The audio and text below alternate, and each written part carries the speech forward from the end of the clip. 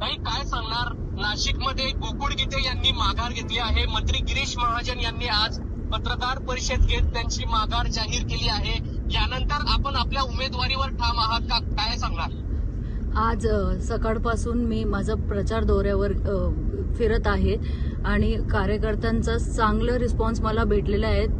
कार्यकर्त्यांची इच्छा आहे की मी माझी लढाई शेवटपर्यंत लढली पाहिजे आणि मी माझ्या वरिष्ठांची चर्चा करून नंतर बोलेल. पुन्हा विचारा. आपण निवडणुकीवर ठाम आहात का ताई? हो, मी माझ्या निवडणुकीवर शेवटपर्यंत ठाम राहणार.